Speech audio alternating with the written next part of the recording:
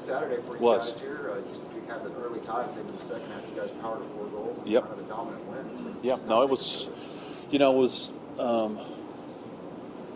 there's a lot of positives the last 2 games, I think, taken out of it. We're didn't like giving up the early goal, for sure. We kind of, I don't know what happened really there. I think we're young in goal, and I think some of the field players thought the keeper was going to come get it. The field players, the goalkeeper thought they were going to deal with it. So a little disappointed there. But better second half. We made a couple adjustments in terms of personnel, moved a couple people around, and I thought it just kind of helped change the dynamics of the team. And, what can you say about John? I mean, the kid's a little bit different. And so he's a bit special, and we're lucky to have him in our team and that we don't have to play against the guy. And, you can count at least a goal a game from him. And when you have somebody like that in your team, it always gives you a great chance to win. So we're tickled to death, but I thought, second half, I thought, Stefan played very well. And Ben Siri has really come back a different player. He's doing great for us right now. And Chris Palmino was fantastic, I thought, especially in the second half. And again, I think because we are so deep, I think we have the luxury of putting on a lot of different people and keeping the intensity level high and the momentum high and the speed high. And I think that you've seen that in the second half, both games between Northeastern and Drury. You guys did outshoot them like 19-7. Yeah. You kind of mentioned it. They're not especially happy with the first goal given up, but overall, only 1 goal. How do you feel about it? No, we're happy with that. You go back and if you really separate yourself from the game and look at it objectively, I don't really think our goalkeeper really made a save, to be fair. And so our defending has been really so far pretty good. It's just been kind of sloppy in a couple times, and that's what we've got to clean up. But we trained this morning, and I thought the intensity level was very high, and energy of the team was very high, and they kind of got into each other. So it was very positive today, we thought, overall. Going to go on the road this week, taking on Southern Nazarene, someone you know from your Heartland days. Yeah. Oh yeah. We're going to leave Wednesday afternoon, and then they're 3-1 right now. They're doing well. They have a new coaching staff. They've been there about 2 years now, 2.5 years, and they're working really hard to try to, change the fortunes over there. And it's, you don't always know about your team until you go on the road and see kind of how they act and react and things like that. But that's one of the advantages of this group, I think, is overall we have an older team than normal, and so. Again, I feel good about going there. I feel good about our plan. We're healthy. So it's just make sure we have the right mindset to go and go on the road and get a W.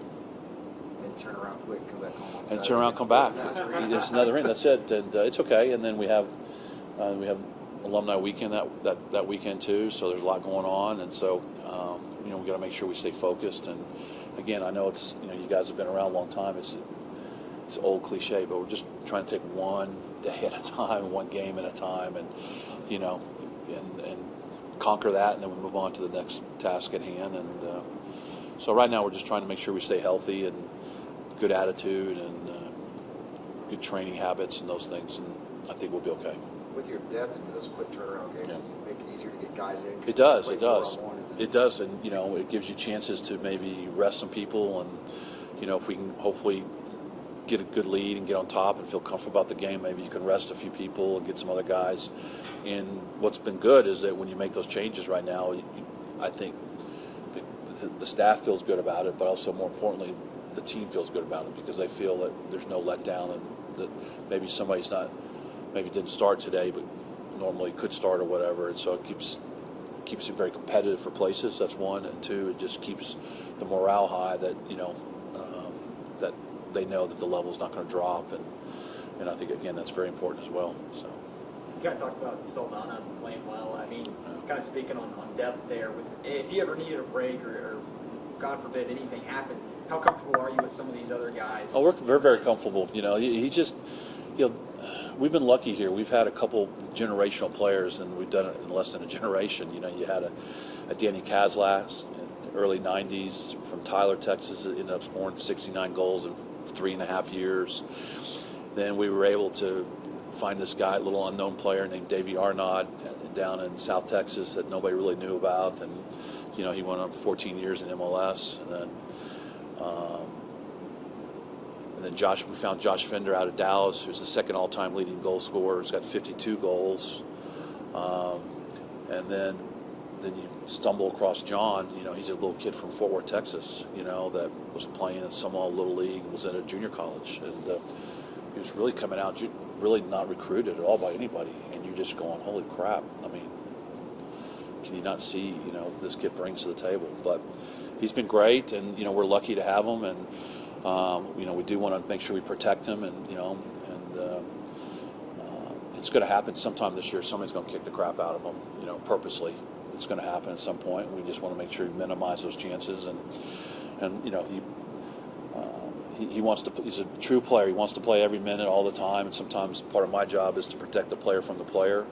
And we just, once we got the fourth goal, because we took him off, we scored the fourth goal, and he goes, "Are you done? Am I done today?" He goes, "Yeah, you're done today." He goes, "Okay." And so he's getting to understand that a little bit better. That sometimes you got to think about the next battle, the next task in hand, and everything. So, but he's special. I mean, the kid's different, and he does something every game that you just have to sit back and go, "Holy crap!" I mean, that's been different or special. And we watched some video this morning of the goals and everything, and just both his goals are just similar, but they're just the way his balance and his ability to get people leaning one way and go the other way, and then for a little skinny guy, I mean, he can really strike the ball hard.